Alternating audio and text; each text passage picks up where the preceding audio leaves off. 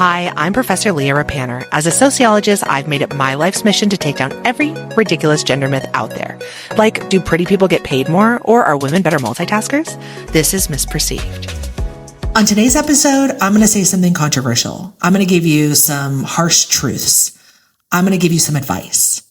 I have been doing a range of interviews and talks about my book coming out, Drained, Reduce Your Mental Load to Do Less and Be More. And in these conversations, I keep getting asked the same thing.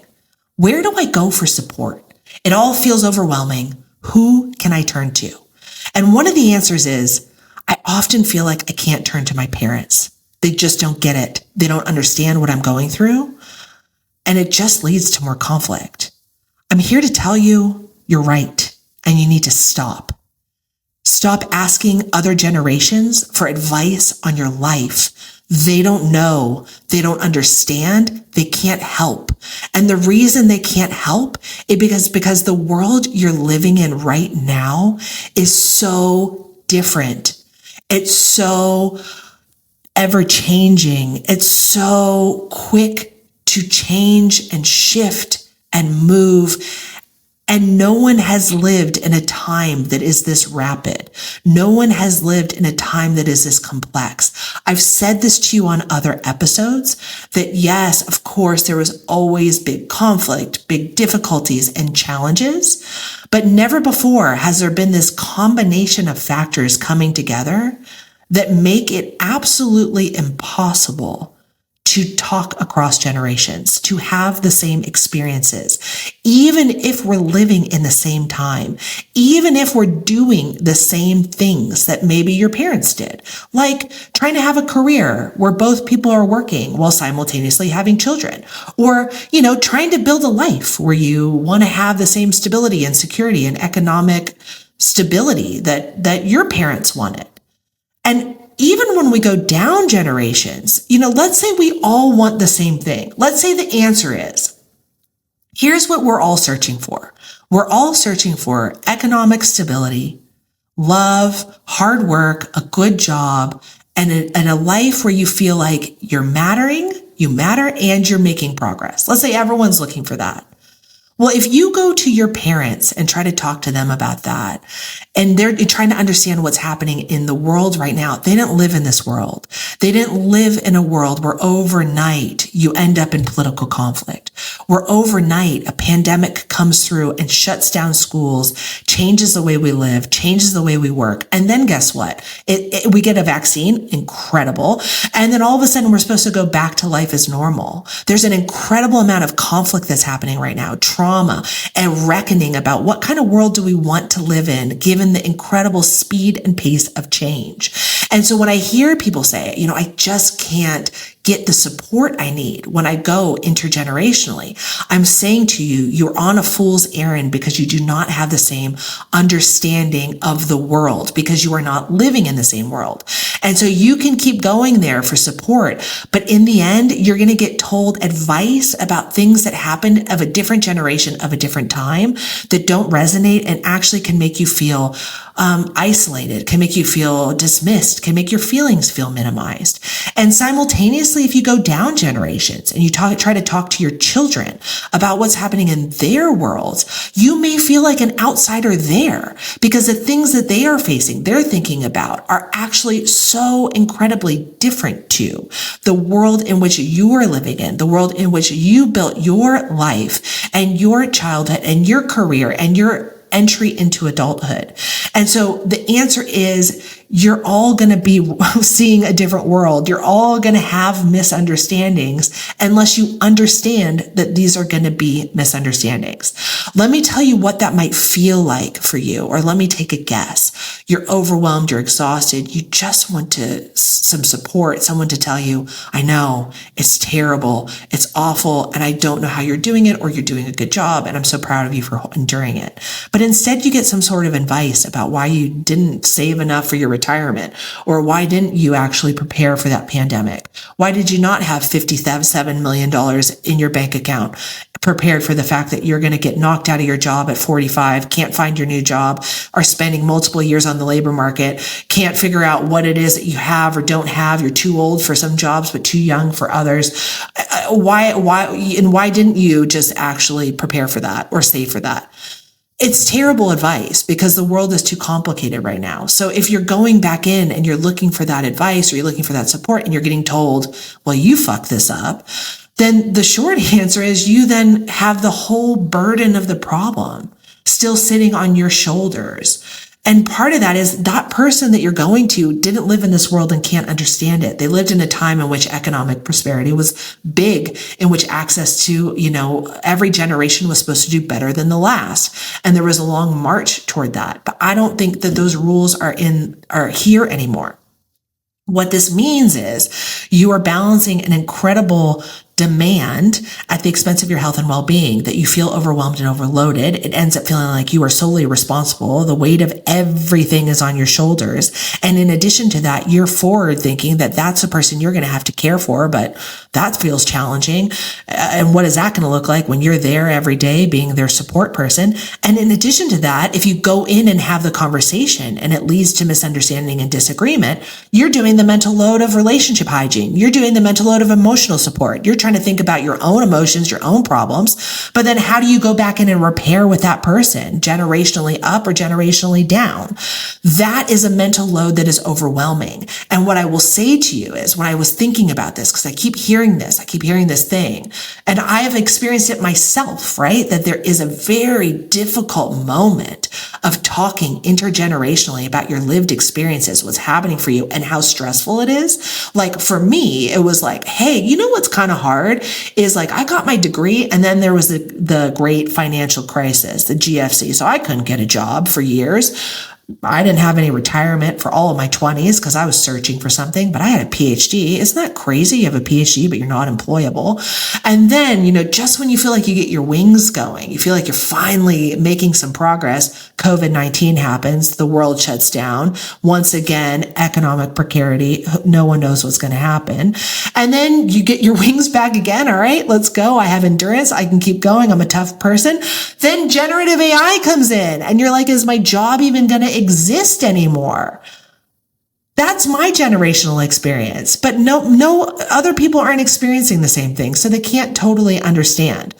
I was thinking about why is this going on and what's the difference? And I'm going to tell you that I think the world moves more quickly. I think ideas, like I can say to you, like, okay, as someone who runs a future work lab, of course, there's all these things happening together. And I've said this to you before, like, there's all these things simultaneously happening, like erosion of trust in institutions. We no longer trust government, healthcare systems, police, fill in the blank. Like there's all these institutions that there was all this trust in before that now has eroded. So you don't have trust in institutions.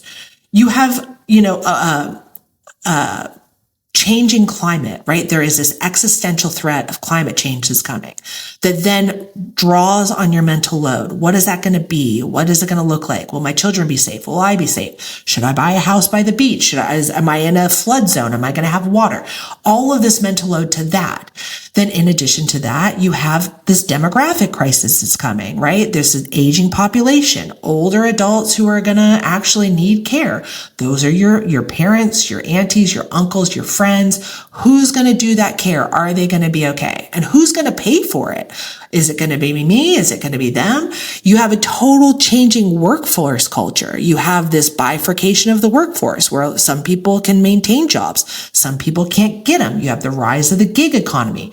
I might be able to drop my job, but will I have secure work? The contract between employer and employee doesn't exist anymore. This idea that I am totally loyal to you and you are totally loyal to me, like a paternalistic, like a family dynamic, that doesn't exist anymore. It's like everyone's on their own. I can fire you at any point in time. You can leave at any point in time. And if things go wrong, we have no obligation to each other. The way in which we interact with our government is been through years and years of polarization, deteriorated trust and single messaging. And then in addition to that, we have norms, social norms that are changing. And this is the thing that I kept thinking about is like, we now can get ideas from anybody at any moment in time quickly, and things can go viral quickly.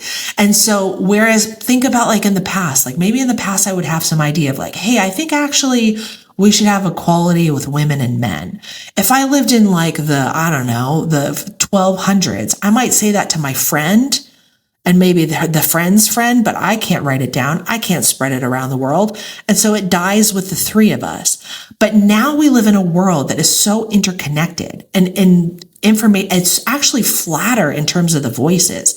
Anyone can have a voice and put it out to the world and have an idea, and we can learn it and hear it quickly. But in addition to that, we're kind of siloed in the messages we're getting. That all this does is it actually makes it very easy to learn something new and think about something new, to be introduced to new ideas, to feel seen, to get information that connects to us. But it also can make us feel kind of isolated in our bubbles. It can make it difficult for us to talk across each other because we no longer have a shared language. We no longer have a shared experience. Let me give you an example. If you were a child of the 80s, like I am, I bet you could describe like 10 things that we all remember doing. Do you remember owning a Trapper Keeper? Do you remember watching The Cosby Show? Do you remember, the Iraq War and how that was presented on the news media? We all watched the same 5, 10, 15 channels, and we all consumed the same stores, but that doesn't exist anymore. Now you almost get tailored information, tailored consumption, tailored. That what I learn about, see, or watch will be very specific to me, but it might not be the thing that my parents are watching, and it might not be the thing that my daughter is watching. The messaging is much more generational, and it's even within that, it's fragmented, like we're all in our little bubbles. That can create some wonderful things, right? You can find your community, you can find your people, you don't feel so isolated. Like this idea where we had singular time periods, a lot of voices were muted. A lot of people who were marginalized, and you didn't get to hear from them. Now we can hear a range of voices, but it also is going to intensify the intergenerational and intergroup miscommunications because we no longer have a shared lexicon. And what does that do? That asks you to be solely responsible for figuring out your own problems on your own with maybe your own people. It can feel incredibly isolating. And all of this, and I mean all, is an intensification of your mental load. So where do we go from here? My strict advice is stop asking for an answer in a space in which the answer cannot be provided. If you are asking for someone to understand you, and they can't because they're not living in your world, stop asking that person to understand you. Stop trying to explain your experience when actually what you get is a closed door or a closed door. I'll just stay there, a closed door. And the second thing is, let's start understanding that we really are not speaking the same language to each other. Even if we are speaking the same language to each other, right? Like even if we're all speaking in the same shared dialect, our experiences, what we're being fed, the way we're seeing the world is so complex right now. It's not shared. That what we need, I keep saying this, but I think it's true. We need some curiosity coming, curiosity and kindness, rather than being quick to be judgmental and dole out advice. And that can be a lesson for all of us across generations. Because again, for those of you who have kids who are living in this world that, man, you just can't understand it. You don't know what it feels like to be defriended on Snapchat overnight by someone you don't even really want to be friends with. What it feels like to be able to see all of your friends hanging out in a spot because their little ping is coming up somewhere and you're not there. We know what social exclusion felt like for our generation. We don't know. We know what it felt like when someone skipped your call, sent you to voicemail, but we don't know what it looks like in real time to feel excluded. We don't know that too. So I want the compassion and curiosity and kindness to go across generations. What do you think about this? How does it show up for you? Do you agree? I mean, I think one of the things is we're in a much more interconnected world, which brings us such beautiful things, and it also makes us more isolated and siloed. So is the purpose to break down the silos? I guess I'm asking. What do you think? Like, what's the answer? Are we supposed to break down the silos? Are we supposed to figure out how to be more connected? Or is it actually okay that, I just have this group that I talk to about A, and this group that I talk to about B, and this group that I talked about C? And that's the way the world is. It creates greater harmony. What are your thoughts? Anything you do helps. Let me know. Ping me on Instagram. Send me a message. I'd love to hear how this one's resonating for you. And I'd like to say to you, stop going to people who can't understand you. Stop asking for compassion on the things that really matter for you from people who aren't going to be able to give that to you, even if it is your mom or dad. And all you want is them to tell you it's going to be okay. And I love you and you're doing a good job. So let me be that person for you. It's going to be okay. I love you and you're doing a great job. As per always, thanks for listening to MissPerceived, where you don't need a PhD. You just get to come hang out with me. And I love hanging out with you. Have a great week. Bye. Mwah. We are so lucky and grateful that this series is being supported by the Melbourne Public Humanities Initiative at the University of Melbourne.